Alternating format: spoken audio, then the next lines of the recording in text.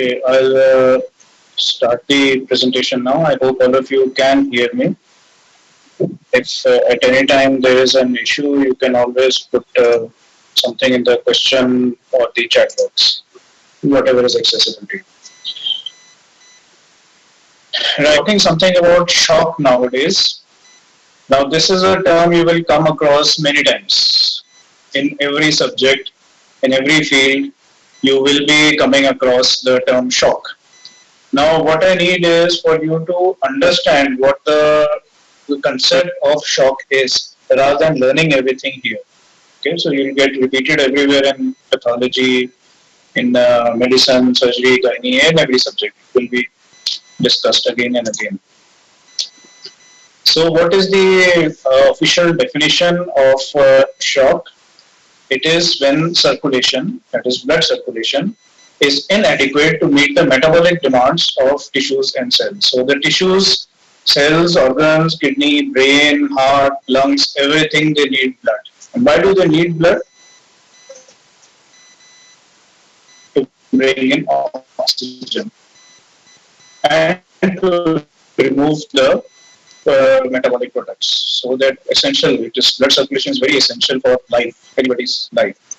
So when the circulation is unable to match this, when it is unable to provide oxygen, adequate oxygen to the tissues, or it is unable to remove the waste products, it is known as shock. Now this is very difficult to measure. How do we measure that the circulation is inadequate? So the way in general when we talk about a person being in shock is when the systolic pressure is less than 90 millimeters of mercury or the mean arterial pressure is less than 60 millimeters of mercury. So I'm sure all of you know that the mean arterial pressure is calculated by twice the diastolic pressure plus the systolic pressure and this whole term divided by 3. So as you can see, we are giving more consideration to the diastolic pressure. That is more important for maintenance of the blood circulation rather than the systolic pressure. However, if a single value is to be taken, then we consider the systolic pressure because when the blood pressure is low, many times the diastolic pressure cannot be recorded or it is unreliable.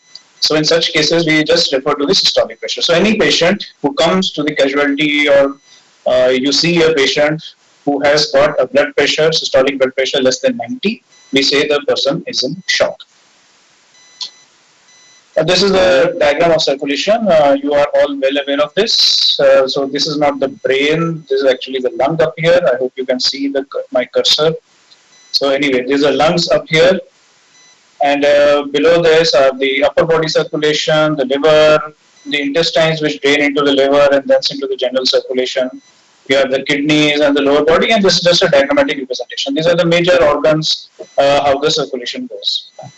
Now, in the physiology, you would have learned a lot about the processes which go on. The heart pumps out. It pumps out against resistance, which is known as the afterload or the systemic vascular resistance. So, systemic vascular resistance is largely contributed at this level. That is just before the capillaries. There's a pre-capillary sphincters are there, and that is what largely contributes to the resistance, the systemic vascular resistance. So the heart pumps against resistance, which is mainly at this level. Then the exchange occurs at the tissue bed in the capillaries, and then we have the venous system. Remarkably, the venous system are the capacitance vessels. The veins contain most of the blood volume. The circulating blood volume is largely contained in the venous system. And that acts like a capacitor, like a capacitance vessel, like something. If you have got excess fluid or excess blood, the venous system expands, it accommodates more blood. And if there is less circulating blood, the venous system contracts so that the effective circulating volume remains more or less the same. And then obviously you have the heart, which has to pump out all the time. For the heart to pump out, something has to come in. The blood has to enter the heart. If it doesn't enter the heart, the pumping is ineffective. So that volume which has to enter the heart is known as the preload. So these terms have come from physics, from engineering, in fact. so that the pumps, any pump, it requires some fluid, some water inside it. Only then the heart will pump effectively, and that is known as a preload, and that is largely contributed by the blood in the venous system. So we have the afterload, which is the arterial system, also known as the systemic vascular resistance. We have the preload, which is the blood coming in through the venous system into the heart, and now we have the heart itself, which pumps out and keeps all of this in circulation. Now, why did I talk about this? Because this is a bearing on the different types of shock. So these are some of the types which I'll be discussing in this order. We have a cardiogenic, we have obstructive shock, neurogenic shock, anaphylactic shock, septic shock, hypovolemic shock, and a subset of hypovolemic is hemorrhagic shock. Now, you might come across even more terms later on. These are the standard terms which are used in books. Sometimes in a book or another book, you might find a different term being used, but all of them are going to fit in this same one of these categories, and those categories I'll tell later on. So first of all, I'll take the situation where somehow the heart is unable to function. Now, heart cannot function. That means there is the pumping efficacy in the circulation is lost. Now, how could the heart stop functioning? One is obvious, it is MI. If there is intrinsic disease of the cardiac muscle, the muscles is not working properly. So it might be an arrhythmia, and arrhythmia means the rhythm is not proper. So that is known as arrhythmia. So if the rhythm is not proper, so normal rhythm is then the atria contract, the ventricle contracts, there's a diastolic phase, and atria contracts, the ventricle contracts, diastolic phase. So that is the normal rhythm. But if supposing the ventricles are contracting separately from the atria, so there is a mismatch. If there is a mismatch, the blood pumping efficacy decreases. Or there is an MI, known as myocardial infarction, heart disease, known as myocarditis. The muscle itself is damaged. So now the muscle or the pump does not work. It is unable to function properly. So these are the two conditions where the heart itself is not functioning. The pumping is not there. So it is known as cardiogenic shock. Now, if there is cardiogenic shock, imagine what is going to happen. The blood which is coming back from the venous system cannot be pumped out. It doesn't go back to it doesn't go on into the rest of the circulation. It keeps collecting here in the venous system. As it is collecting in the venous system, the pressure in the venous system rises. So remember, if it is cardiogenic, the pressure in the venous system is going to rise, and the pressure in the arterial system falls. Because the heart is unable to pump, the arterial pressure falls, and because it cannot go back into the heart, the venous pressure rises. Another type of cardiac cause is known as obstructive type of shock. Now, obstructive shock is also cardiac in origin. It has nothing to do with obstruction somewhere else in the body. This obstructive shock is due to something which prevents the heart from expanding. The heart per se is not diseased. The heart muscle is okay. It is willing to function if it is allowed to function. But the coverings, it is covered by the pericardium, which is a very tough structure. It is like a canvas all around it, very tough. It doesn't allow anything to expand out. Now, normally it protects the heart. The pericardium has a good function protecting the heart. But somehow the pericardium gets diseased, like in tuberculosis, sometimes it gets diseased. It becomes very thick and small. Now, that small pericardium, the capacity of the cavity of the pericardium decreases. It will not allow the heart to expand fully. So the heart contracts, but it can't relax. It contracts, but it can't relax. It's not allowing it to expand. So that is what happens in pericarditis. Cardiac tamponade is when fluid collects between the pericardium and the heart muscle. So it may be blood or it may be clear fluid like in tuberculosis, and the result is the same. That fluid, that water or blood which is collected there, it prevents the heart from expanding in diastole. It cannot relax. The heart cannot relax. Now, if the heart cannot relax, the next time it contracts, it will pump out a little amount of blood. And with each subsequent pumping, the amount of blood which is pumped out will be very less because the heart cannot relax. So more blood from the venous system cannot enter the heart. So this is known as obstructive shock. And in both of these cases, the heart is responsible for the shock, either the myocardium or the pericardium. So that is the two types of shock, that is cardiogenic and obstructive type of shock. Now note, in both of these cases, the stroke volume, which is the amount of blood pumped out with each beat of the heart, that is, so each stroke, the amount of volume of blood which is pumped out is less. So there is decreased stroke volume. The blood pumping out by the heart is decreased. This is another type of shock known as neurogenic shock.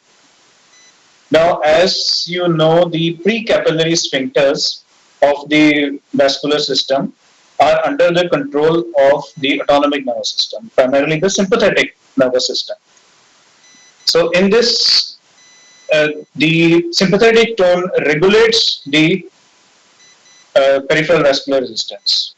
If the sympathetic tone decreases, more blood will flow through the capillaries. If the sympathetic tone increases, the less blood will flow through the capillaries. So this is a lot of applications in various diseases, but here I am going to refer to shock only. So if there is any condition in which the sympathetic tone is lost, so the typical example is when there is spinal trauma.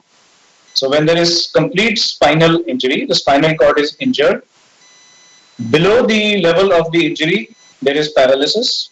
And apart from that, the sympathetic activity is also lost because those nerves are also injured. Now, if there is immediate and sudden loss of vascular resistance below the level of injury. So in the legs, all the legs, there is sudden decrease of vascular resistance. Now, if the vascular resistance decreases, the blood pressure will obviously fall. Because now all the blood will flow immediately to the capillaries, the blood pressure falls. And this is a classical example of a neurogenic shock. A similar example would be if you have heard about or you know about a person who collapsed suddenly, fainted. This happens sometimes when an injection is being given. And nowadays the vaccination is going on. Some people are very afraid of that vaccination. As soon as they see the needle or the needle prick, they faint. It happens to dentists, or rather the patients who are undergoing some dental procedure because of pain or just because of fear. So that is an abnormal reaction of the body. It happens in our operation theatre sometimes when you're watching the operative procedure for the first time. He sees the blood for the first time, faints in the OT, and they fall down. So these are all types of neurogenic shock where the neurogenic system is responsible for fall in the blood pressure. So this is also known as distributive shock. So what is happening? The heart is functioning normally. The heart is fine. It is pumping as it should. The veins are providing blood as they should. But the blood, which should normally have had some sort of resistance at the precapillary sphincters, that resistance is gone. So the blood is being redistributed. So it has been distributed further into the various organs. So it is known as distributive shock. So what is happening here? The systemic vascular resistance has decreased. As the vascular resistance decreases, the arterial blood pressure falls. So just an example, the upper limb or the lower limb or the various organs, the blood flow is increased. But unfortunately, the decrease in vascular resistance causes low blood pressure, which decreases the blood flow to the brain. And this is very common because as soon as it happens, the patients faint. That fainting is because the blood supply to the brain is lost. As soon as the brain is dependent only on the oxygen which is supplied in the blood, it can't go for anaerobic.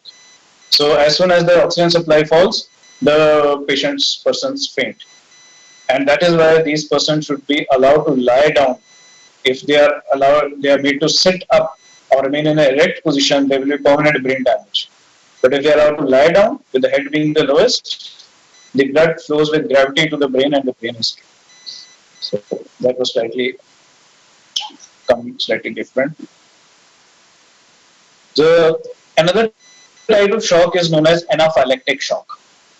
So in anaphylaxis, this you know about this.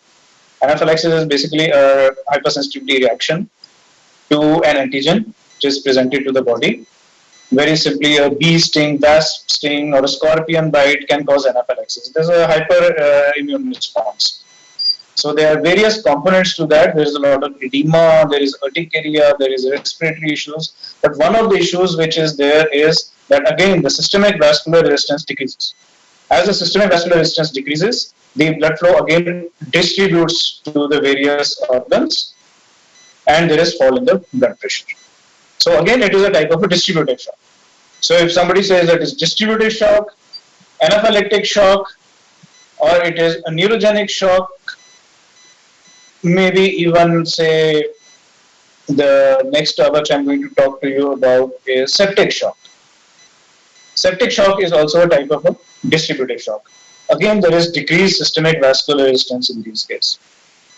But here the level of decreased resistance is slightly different. Here the decreased resistance is at the level of the capillaries. Till now, distributive shock, the first two examples I gave you of neurogenic and of anaphylactic shock, the resistance was at the level of the precapillary sphincters. In the septic shock, the decreased resistance is at the level of the capillaries. So again, the same thing happens. The blood is flowing more easily, so the systemic blood pressure falls.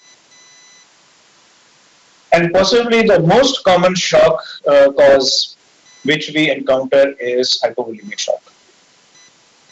And hemorrhage,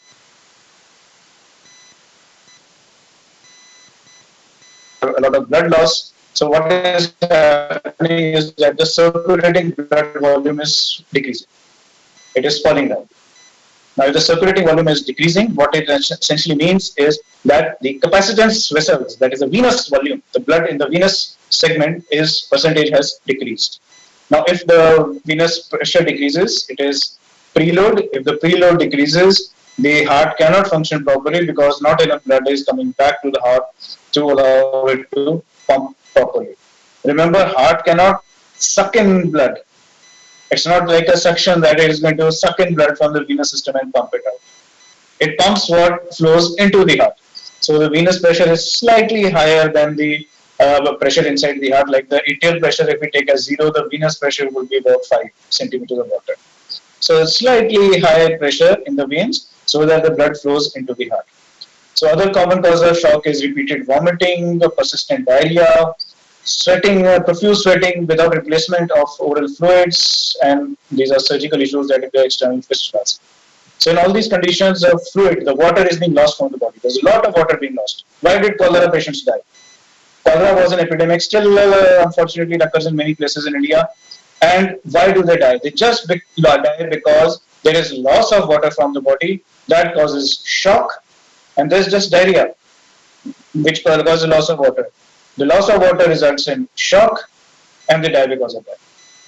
What is an easy way to treat it? Replace the loss of fluid, and that is the national program. What they say in diarrhea, always give ORS to the patient. Give ORS, give ORS, and that single thing is enough to save the patients of any diarrheal disease, acute diarrheal disease. So you just replace the fluids, and the patient gets well. This was probably the biggest discovery or understanding of shock which occurred over the 60, 70 years back, which has saved so many lives.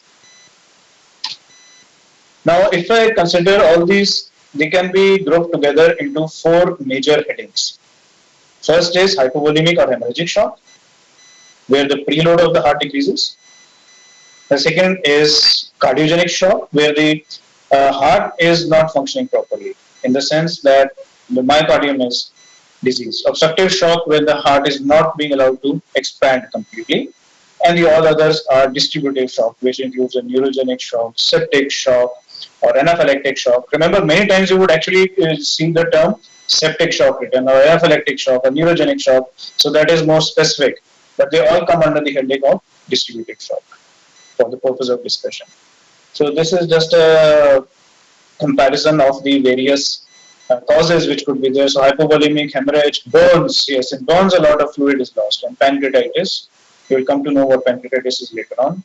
So cardiogenic, when there is some heart disease, obstructive, when the heart is not allowed to function properly, and distributed like sepsis, anaphylaxis, and neurogenic. So, what is the pathophysiology? I have already discussed something about it. So, the circulation is a function of the intravascular volume, that is in the venous system. It is known as a preload of the heart.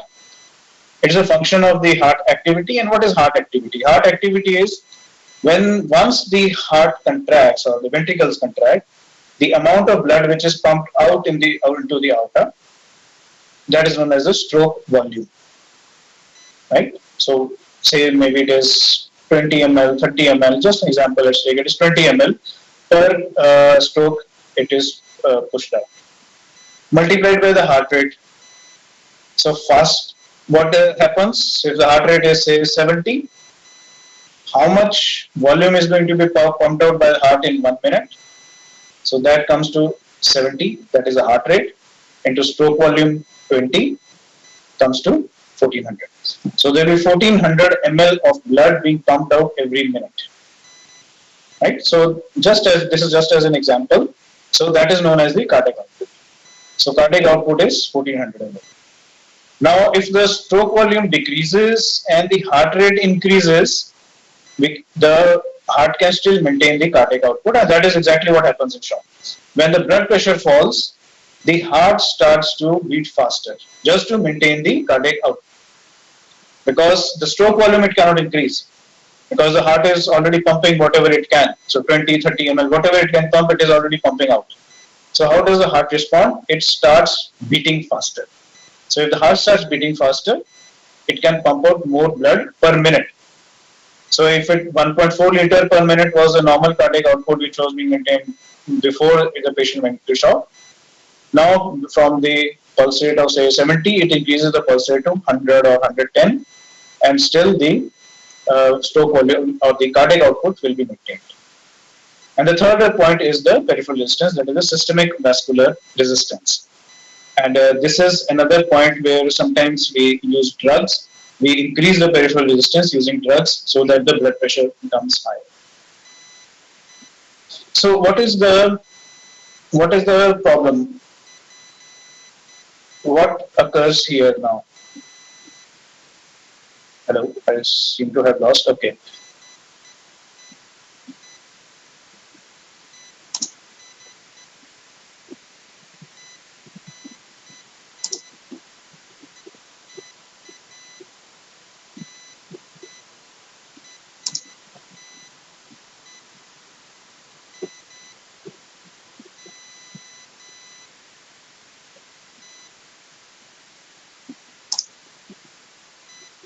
Okay, I think you're back now. Suddenly it went to 0. Anyway, so what is going to happen? There's going to be a decrease in cardiac output. To some extent, the heart can compensate by increasing the heart rate. But if the blood pressure still does not pick up, there's going to be a decrease in cardiac output. And the heart tries to maintain it by increasing the sympathetic activity. So what is the increased sympathetic activity going to do? It increases the peripheral resistance, which will increase the blood pressure, and it also increases the heart rate, which will improve the cardiac output. And the increased sympathetic activity is the way most of these shock condition is managed. So, but what happens? What are the effects of shock? Why are we worried about shock? So, whenever there is a decreased circulation of blood, that leads to decreased oxygen supply to the tissues. When I say tissues, I mean all the organ systems. So, oxygen supply decreases. So, but the tissues need oxygen, especially the muscles and the other organs apart from brain, they need oxygen. So, they shift to anaerobic metabolism. So, it was aerobic till now they shift to anaerobic metabolism. But anaerobic metabolism, it produces some energy, ATP is produced, but it, as a side effect, it produces lactic acid. Now, the collection of lactic acid causes metabolic acidosis, now which is not a very good thing. So, metabolic acidosis has a lot of adverse effects on various organs in the body, and it is known as multiple organ dysfunction syndrome. When multiple organs in the body start to behave abnormally. So, the dysfunction may be the liver, might manifest as jaundice. The kidneys might manifest as elevated urea and creatinine levels in the blood. Brain might manifest as altered consciousness. That means they faint, they cannot be aroused easily. So all of these organs in the body are affected one way or the other. Respiratory effect may be there, that they start breathing faster, or they are unable to breathe and need to be put on a ventilator. So shock is not a good thing to occur. We want to prevent shock in any way. So they are the 4 stages of shock which have been described.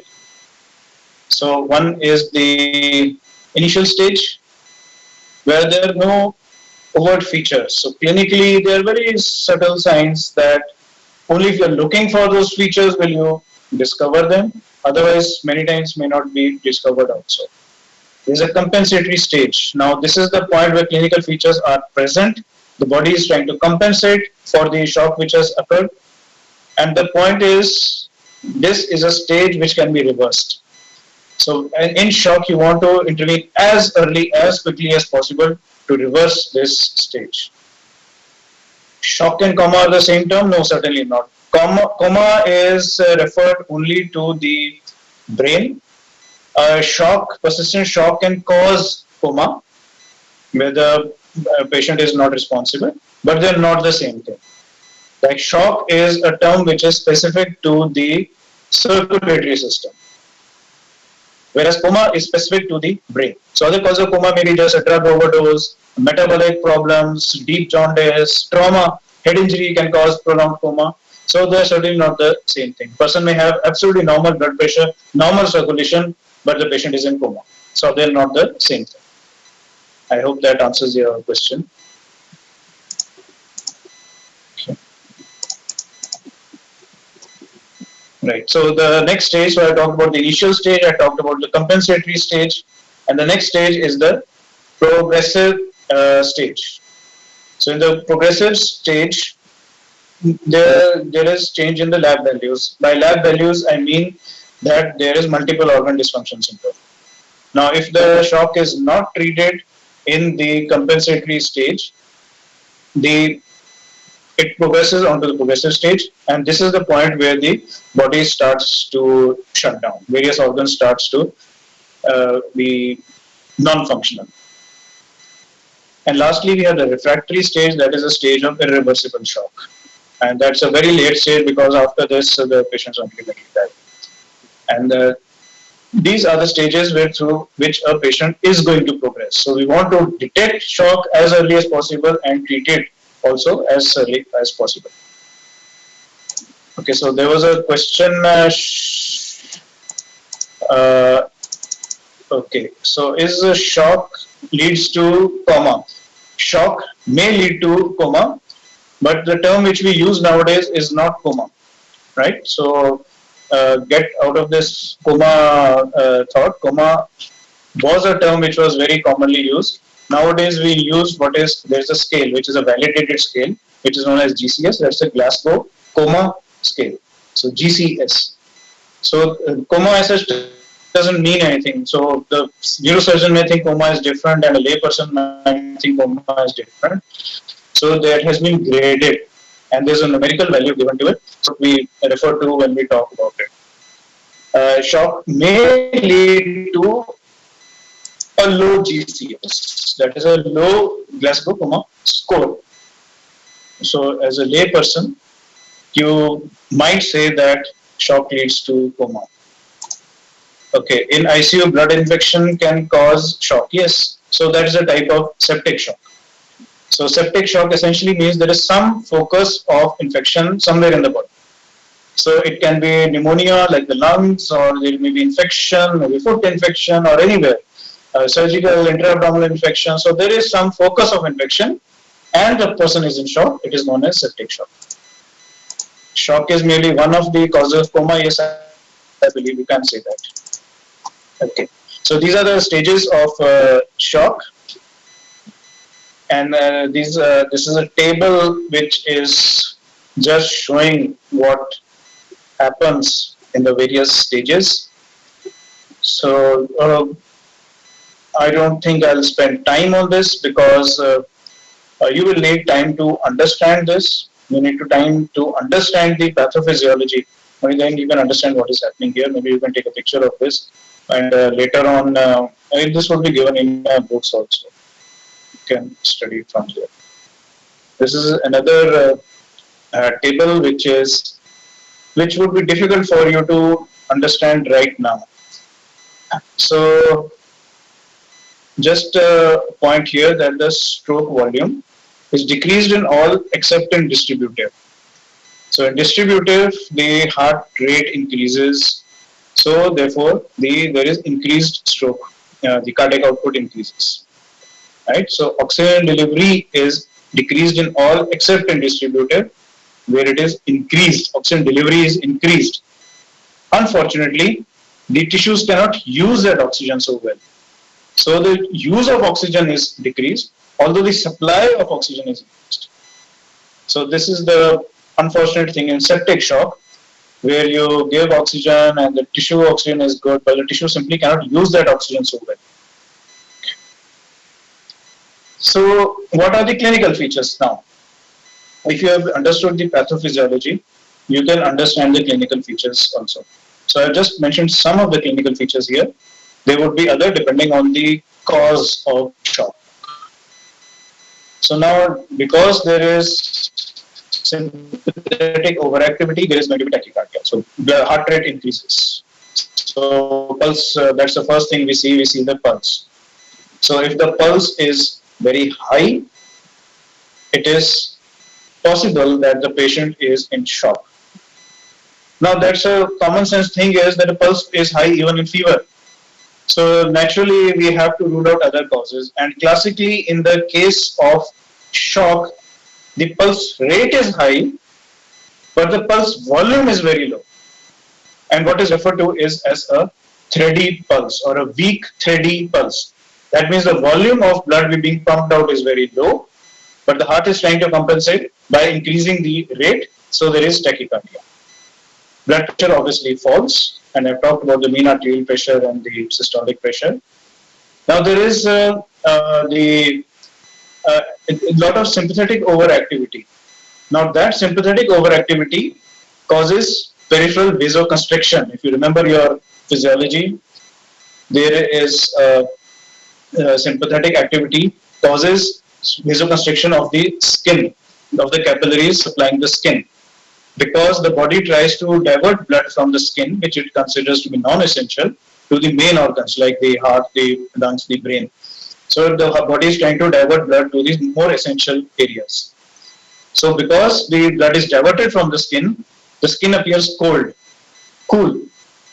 But at the same time, the sympathetic activity is also responsible for sweating. So now what is happening? There is cold, the skin is cold, but the patient is sweating. So this is the classical feature of what is known as a cold, clammy, that means wet, cold, clammy skin. So as soon as you touch the patient, to take a pulse for example, you find the skin is cold, it is wet, clammy, the pulse rate is high, and it is weak thready pulse. That's a red flag, that's an alarm, that's a signal that the patient is in shock and do something immediately. You cannot wait in that case, and I'll tell you what is to be done in such cases. Later on, you will check the blood pressure and so on. Because there is a decreased blood supply to the brain, the person initially is anxious. He's anxious looking. He looks anxious and he says that he's feeling anxious. When there is further hypoxia to the brain, obviously the person becomes unconscious because the blood is decreased in that case. Now remember, all these conditions, the tissue blood flow is decreasing. Kidney is also one of the tissues. The kidney functions by filtering out the glomerular filtrate from the blood. If the blood flow to the kidney decreases, the glomerular filtration also decreases. If the glomerular filtration decreases, the urine output decreases. Okay, so that's a very quick way to assess whether the patient is going into shock or is still in shock, is to assess the urine output. Remember what I talked in the beginning, that Shock is inadequate tissue perfusion, that the circulation is inadequate to maintain the tissue perfusion. Kidney is one of the tissues, and that's a very simple way to assess whether the kidneys are, whether the tissues are being perfused properly, to assess the urine output. If urine output is adequate, the patient is not in shock, even if the blood pressure is low.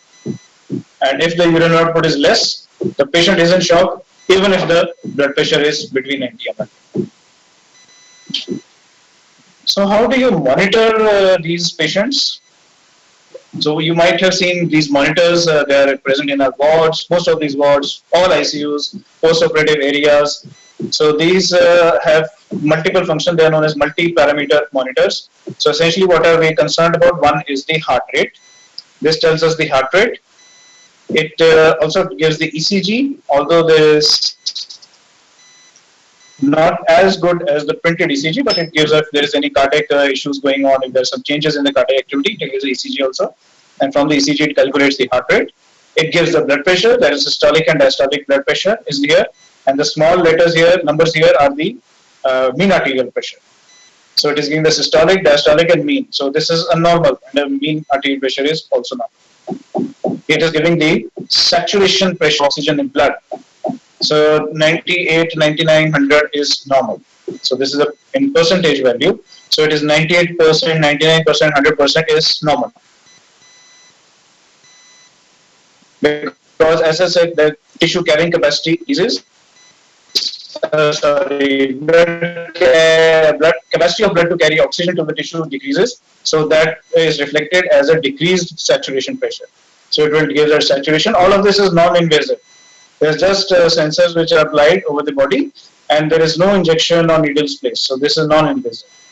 This is giving the respiratory rate here a bit high, 20 is a bit high here, and the temperature. Although we really don't use the temperature probes that commonly, but that is also available if we need it.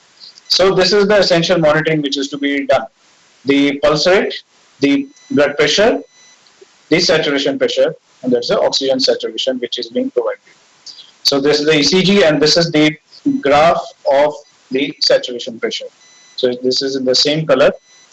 This ECG and heart rate is in same color. These are in same color. So anyway, I won't talk about what is this device called. It is known as a multi-parameter monitor. So there are various parameters which are being displayed here. No, there is nothing like respiratory pressure. There is respiratory rate, and there is saturation pressure. There is nothing like respiratory pressure. There is no term like respiratory pressure. So remember, this is non-invasive. So these are just sensors which are placed over the body. In some situations, this may not be so accurate, especially saturation pressure. So what we do is we take the arterial blood. Usually it is the radial artery which is punctured, and blood is drawn into that and sent for analysis. That gives a very accurate amount of oxygenation of peripheral blood which is present. And hello. Okay, so you're back. So gives whatever I was talking about arterial blood gas. So it gives various parameters. So we were talking about oxygenation. It tells about the oxygenation of the tissues. It tells about the pH, whether it's acidosis or alkalosis. It tells us about the partial pressure of carbon dioxide in the blood, if it is high or low. It tells us about whether lactic acid is collecting in the blood. It tells us about whether the bicarbonate is adequate. Bicarbonate is a main buffer. So that is the main advantage of getting an arterial blood gas analysis. And like I talked about the urine output, like here, this is patient is catheterized, connected to a monitor like this. So we monitor the urine output hourly. So the minimum urine output per hour should be 0.5 ml per kg per hour. So if there is a 50 kg person, so 0.5 ml comes to 25 ml per hour. Okay. So minimum urine output should be 0.5 ml per kg per hour. So hourly we assess the urine output.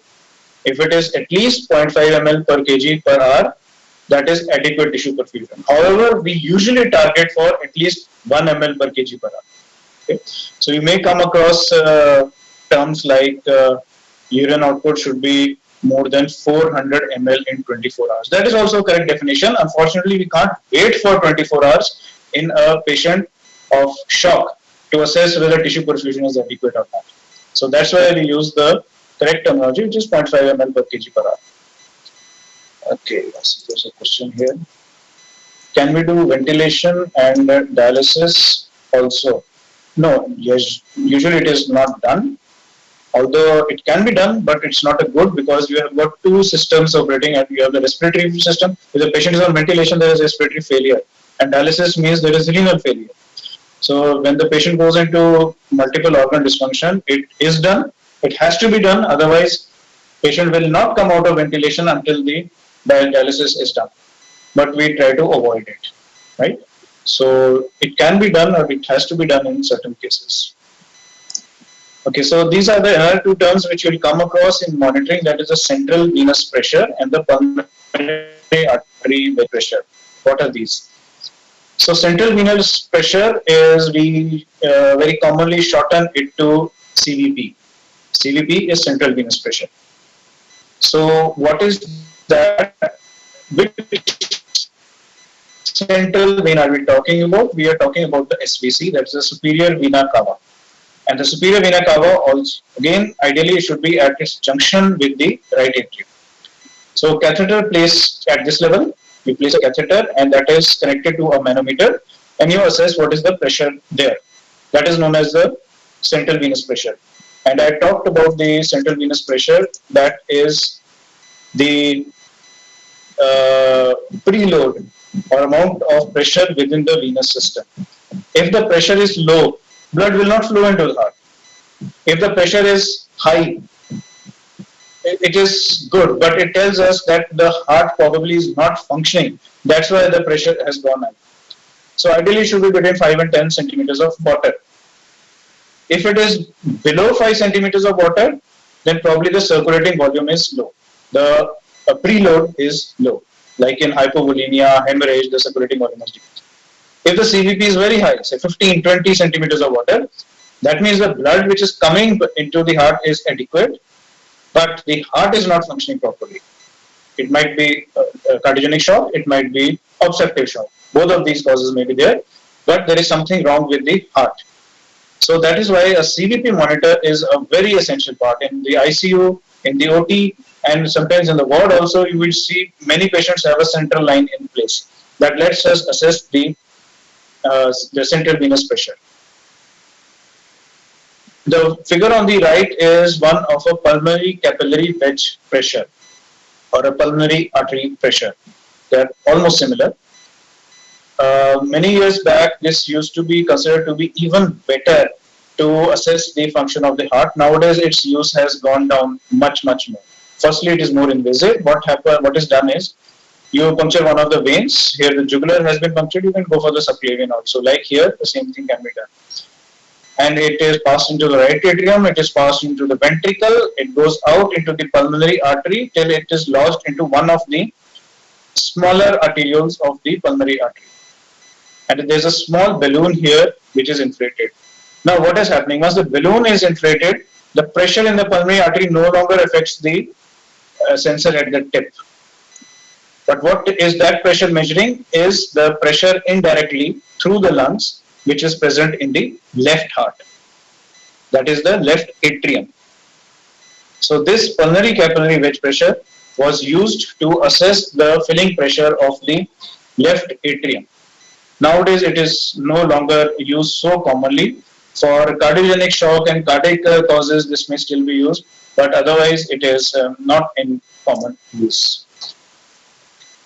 Okay, so how do you manage these patients? How do you manage cases with shock? The first step is to determine the type of shock the patients are in.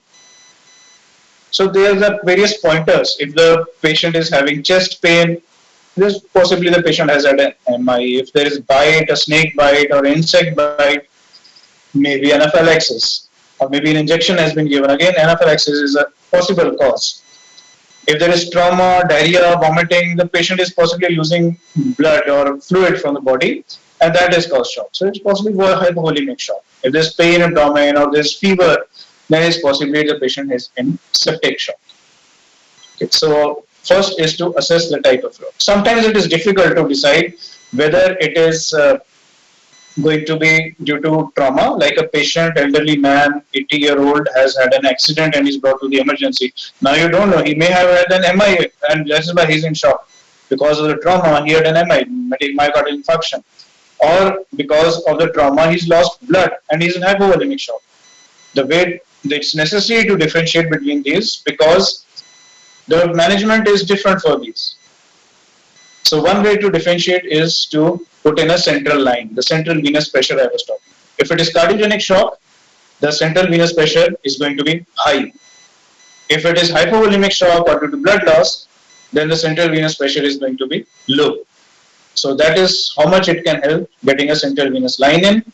And you manage, if it is hypovolemic shock, you have to give more fluid, you have to give more blood.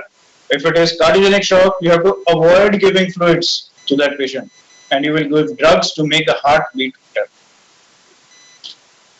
So these are some of the variables in various shock states. So I'll just quickly go through them. In hypovolemic, the cardiac output increases, systemic vascular resistance increases, arterial pressure decreases, the wedge pressure decreases a lot, and the central venous pressure decreases. So that is what I would like you to consider. Hypovolemic, CVP is very low. In cardiogenic, CVP is high. Same in obstructive because both of these are related to heart. They have similar features. So in both these cases, the CVP will be high. If the CVP is high, you immediately know that is something to do with the heart. Concentrate on that. You get an ECG and so on in those cases. In distributive shock, septic, both early and late phases, it is CVP is low. So treatment obviously depends on what the cause is. And it goes without saying that you have to treat according to the cause. So I'll just, in the treatment is a very big issue because it's specific for each condition. And since we are running out of time, I'll just tell in short that usually the first thing to do is to give fluids. And which fluids are to be given? We might say give fluids to the patient. In shock, the fluid of choice is Ringer lactate. And when you come to the wards, you will see that IV fluids which are hung there. One of them is Ringer's lactate. So Ringer lactate is isotonic to plasma, and that is a treatment fluid of choice. Sometimes you don't have it and you need to give something, then you can give isotonic saline, also known as normal saline. These two are very easily, freely available everywhere in the hospital. So these are the which can be given. Don't give 5% dextrose or anything like that. Those are detrimental. So either isotonic saline or Ringer lactate. These are the fluids which have to be given and give them fast. If in all of these causes, be it septic, be it neurogenic or distributive shock of any cause, or be it hypovolemic shock, fluids help.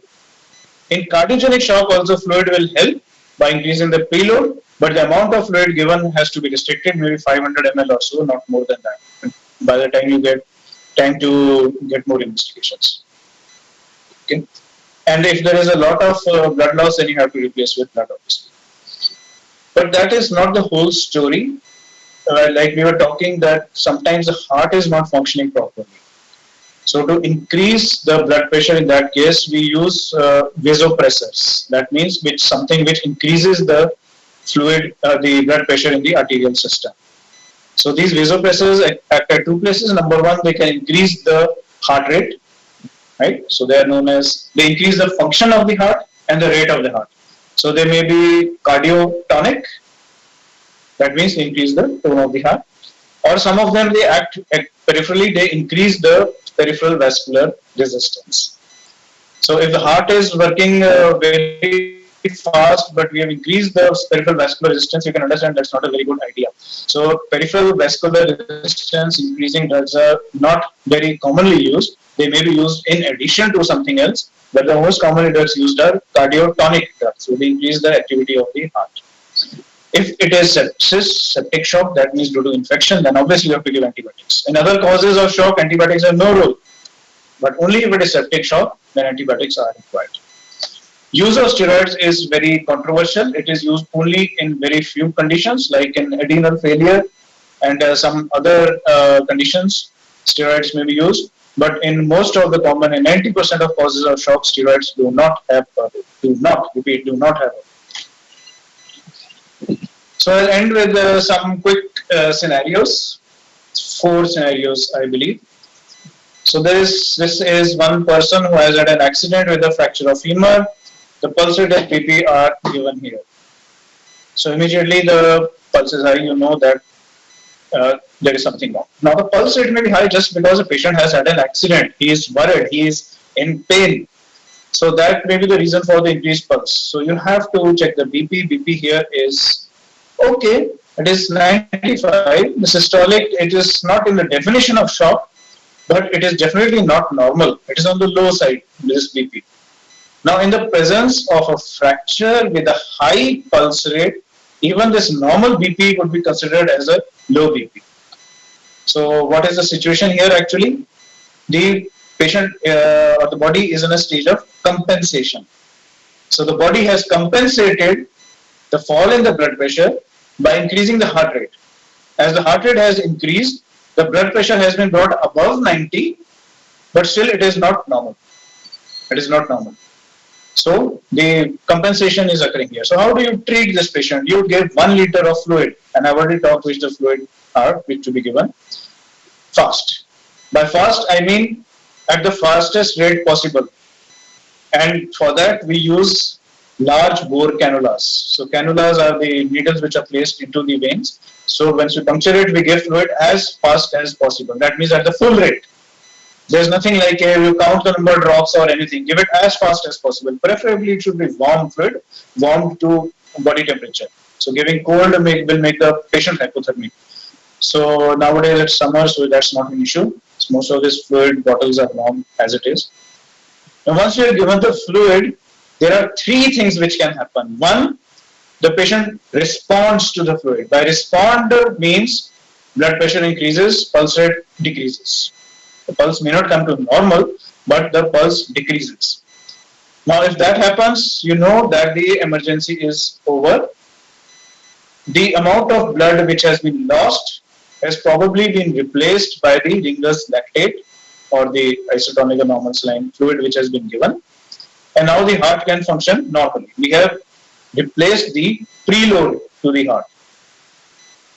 The second situation may be that it does not respond. They are known as non-responders. A non-responder is one where even after giving 1 liter of fluid, the BP does not pick up and the pulse does not come down.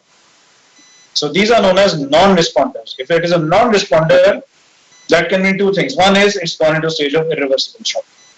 Okay, so you have to become much more serious and much more aggressive in resuscitating the patient.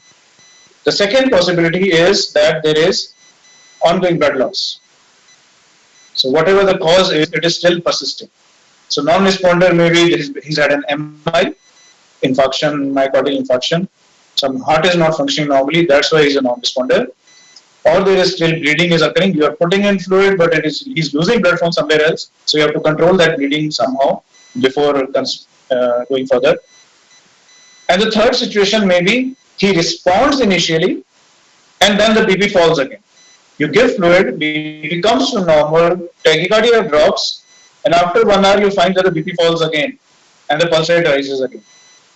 And then this is a partial responder or a non-responder, delayed non-responder, and the most common cause for this is a persistent bleeding is occurring. And this bleeding is usually hidden within the body. You can't see, like in a fracture of femur, up to 2 liters of blood can be lost within the tissue planes only. There's no external bleed, but within the tissue, so much blood has been lost that the patient goes into shock. Okay, and naturally, blood transfusion may be required in these cases. So the treatment for hemorrhagic or hypovolemic shock is fluid, and maybe blood later on is required. So there's a student who comes to the OT on the first day, he sees an incision being given or bleeding occurring, and he faints in the OT. So you find that the Blood pressure is definitely low. It is 90 millimeter mercury systolic. So that is, blood pressure is low. But surprisingly, the pulse rate has not picked up. Pulse rate is also low. Right? So this is the typical of vasovagal shock. What is a vasovagal shock? That is excessive vagal activity. It inhibits the activity of the heart.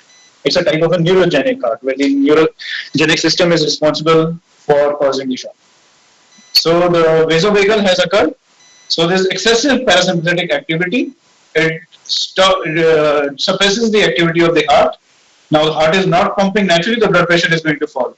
If the blood pressure falls, the person faints, falls down. How do you treat it? Nothing. Let the patient be down. If the person is sitting on a table or on a couch, if they are sitting on a couch, what happens is their head is on the back. And if you go out in the field, by field I mean outside the hospital somewhere, so lay persons, what are the first thing they do if the person faints? They say, isko bithao, utke bithao, or pani pilao. These are possibly the two things which should never ever be done. Never ever. These are the two most harmful things which can be done. So if you can pass the message on to your friends who are non-doctors, that would be the best thing you can do. If a person faints, let them lie down on the ground. Because when they're lying down on the ground, the head is at the same level as the heart. The blood supply to the brain increases, and within 3-4 minutes, they will become conscious again. And they may be able to set up again. At the most, you can elevate their legs so that the blood from the legs also goes into the brain, and the person recovers faster. So usually fluids, drugs are never required in vasovagal shock, which is this scenario. But in other cases of neurogenic shock, like when the sympathetic outflow is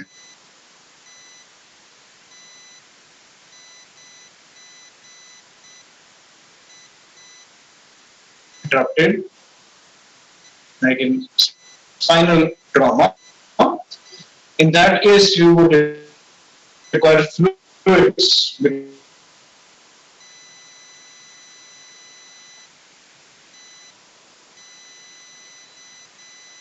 because the amount of fluid which is lost in the legs has to be replaced.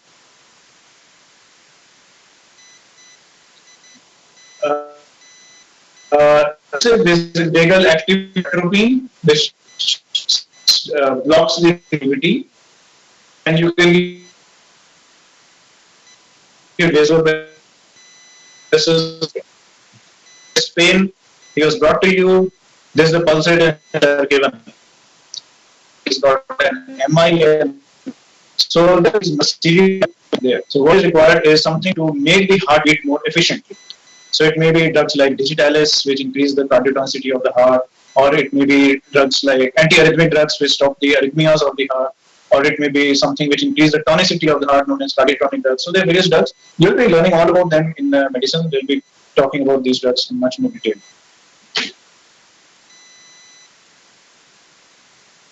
And this, I believe, is the last scenario. So there's a patient who was operated for, say, appendicitis, and post-operatively he had pneumonia. And after about the 10th day, you find that this is the pulse and the BP. It's not a good pulse. That is an issue. So infection anywhere in the body, it doesn't have to be related to the surgery, anywhere in the body, like you are a pneumonia, unfortunately. So it is going to be considered to be septic shock. So again, you have to give fluids, you need vasopressor, and obviously antibiotics are very necessary in this case. You have to control the infection. Only then the blood pressure is going to come up. And most of these patients of septic shock require ICU care. So I hope I've given you an overview of shock. That was my aim. I have not gone into the